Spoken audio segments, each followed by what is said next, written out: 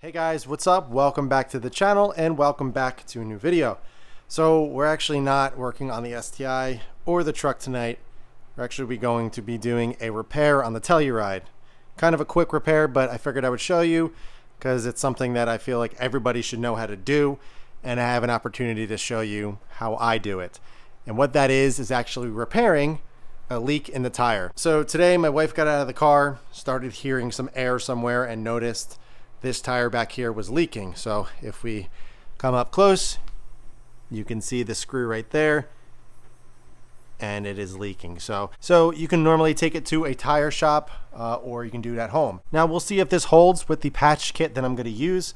It is closer to the sidewall, but it should be repairable. I've done this many times in other cars and other tires over the years, and I've had no issues. So I'm going to try to patch it, see how it holds up. If we have some issues, then we'll get it professionally patched, but we might as well try since I do have a repair kit at home. And I'm actually going to try and leave the wheel on the car since it's in a position that I'm able to access and get the work done. I may just do it on the car. If not, we'll take it off and I'll fix it off the car.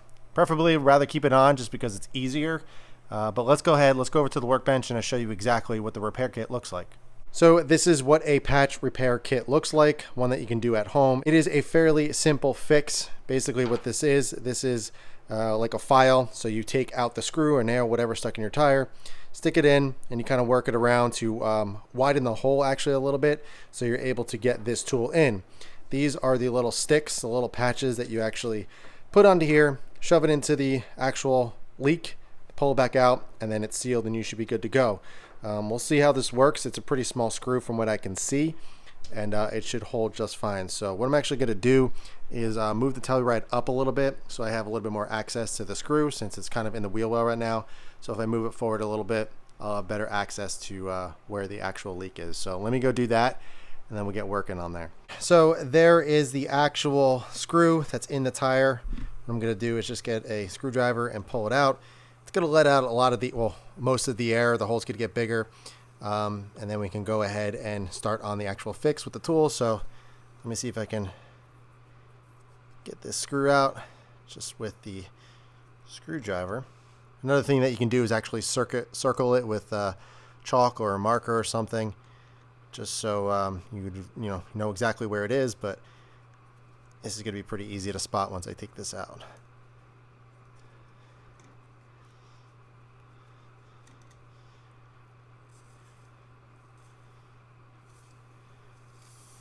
All right, so here is the culprit, the screw, pretty darn sharp. And yeah, so the hole is right there. So what we're actually going to do is get the file tool, stick it into the hole, and kind of work out the steel barbs and wire and stuff that's in the tire so we can penetrate all the way through the actual tire to the inside, and then we can get cracking on actually putting the patch in. Now you actually might have to drill out the hole a little bit bigger. It is a little scary, but that's what you got to do sometimes so you can get that tool in there. So let's see if we can get this done without taking it off the car. All right, so this is the tool that you're going to use. It's literally just a file. So we're going to pop it into the hole.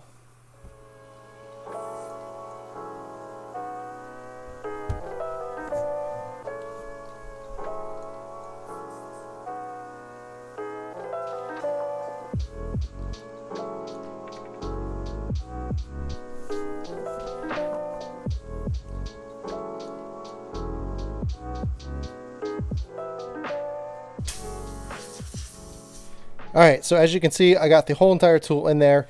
What I'm doing now is kind of working it around to clear out the hole so we have enough room to get the tool with the actual patch into the tire, because you want to get enough room and space for the patch kit, the actual patch, to get through all of the wire and everything in the actual tire, so you get a nice clean repair. So what I'm doing, I'm going to kind of pull this in and out, clear out the hole a little bit. You'll notice obviously more air is going to come out. So basically what you're doing, you're actually making the hole bigger so you actually have enough room to get the tool in there. So I'm just going to sit here and kind of work this hole a little bit more with this tool, the file tool, and then I'll be able to get the patch kit in there. It is pretty tough. You are going to have to work at it, but once you're done, it's going to be worth it because this kit is only a couple bucks, and you don't have to go to the tire shop or anything like that. You can just do it right at your home. Very, very simple. I'm going to go ahead and work on this a little bit, and then we can jump on to the next step of actually patching the hole. All right, so I got the tool out.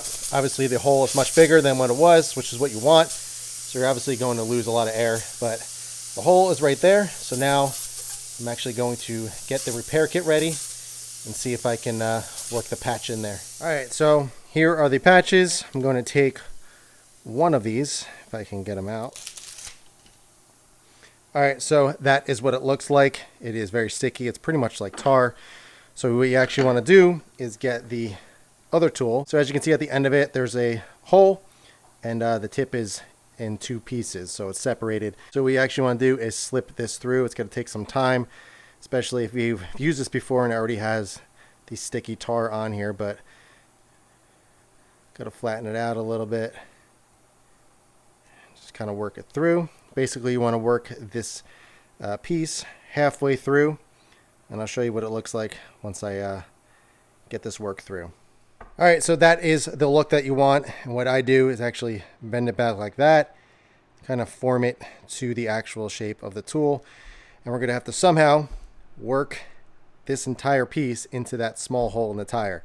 And then what you're going to do is you're going to pull it out real quick, and the actual tire patch, this tar piece, is going to stick in the tire. Due to that, it's going to slip right through there, and then you're going to form a nice tight seal, and you'll be good to go. So this is going to take some work, especially with the angle, and me doing it on the car is going to be a little difficult, so we'll see how it works, but that is what you're looking for. So let's go ahead and patch this tire. So what I ended up doing was drilling out the hole a little bit, so I was able to at least get the tool in there. So now I'm going to have to work this in. It gets a little difficult when the tire is flat and there's no air in there, simply because it kind of gives as you push in. But you'll just work through it, and you'll eventually pop this all the way through the tire. And then you're going to pull it out real quick, and it should stay. So let me try to get this in the tire, and then I'll show you what I do after that.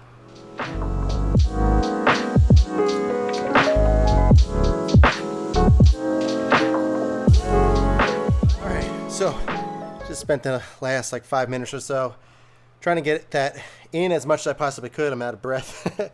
But that is basically what we're looking at. So you're not going to get the whole thing in. You basically just want to get most of it. And now what we're going to do is pull this tool out as fast as we can, and hopefully the actual little patch stays in there. It should, because it's pretty sticky, and then it basically seals up the little hole. So let me go ahead and pull this out and see what happens. And of course I pulled it out and I hit the camera, but the patch is in there, and what you can do is just trim the rest of that off and then make a nice clean patch. But it looks like it held. It came off the tool nice and cleanly, so that whole piece is in there pretty much. And yeah, so we should be set. So what I'm going to do is actually cut off the excess, and some people actually take a lighter or some type of flame, just kind of melt it a little bit so it kind of fills in all the cracks. But it is in there pretty darn well, so I don't think I'm going to do that. But let me go ahead and cut off the excess, then we're going to fill the tire up and see if our patch worked.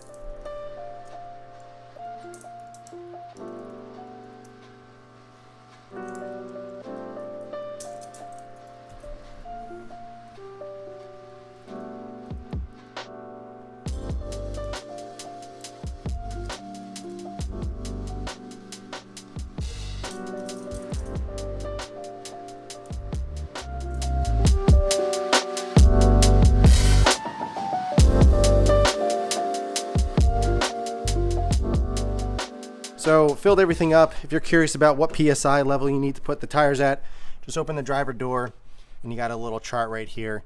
So if we look at, it says the front there, and then we're looking at the rear, the size, and then it shows you what PSI. So 35 PSI. So I already checked, but I'm just showing you guys. So we come over to the actual tire. Got my old school tire PSI, and we're showing 35 PSI. So we are perfect. And if you come over here and take a listen, there's a little patch. So you can clean this up a little better if you wanted to. You can trim it down, but I'd rather leave a little bit extra on there just so when it drives on it, it'll flatten out and you won't even notice it that much. So there we go. Hole is fixed. Absolutely no leaking. You can spray some soapy water on there as well, but I'd be able to hear the hissing since you guys were able to hear that in the beginning of the video. There's absolutely no noise happening whatsoever. So we are good. So now my wife can go ahead and go to Target and wherever else she needs to go. All right, guys, so that is going to wrap up this video. I know this video was a little bit different than doing stuff to the STI and the F-150, but fixing a flat at home is definitely something that any car guy should know. So I figured I would just show you, and I never really had an opportunity to do it on my cars. So I figured I would just show you on that since it was right there. Super simple. It happened today, and we are all fixed up and ready to go. As for the little repair kit here, I will leave a link below for you guys if you're interested in picking this up. It's really, really cheap. It's not expensive at all, and it's a nice thing to have on hand just in case something like this happens. It's a good thing to take on road trips as well, since you can fix it on the side of the road and you don't have to worry about jacking the car up, putting the spare on, or if you don't have a spare at all, you don't have to worry about it. It's a pretty simple fix. So I hope you guys enjoyed it. Hope that was helpful. I hope it taught you something, and I hope it gave you the courage to fix a flat on your car if you ever run into the opportunity or the issue of having to do that. So if you guys have any questions at all, be sure to ask them below. But in the meantime, keep it clean, keep it simple, and I'll catch you guys in the next one.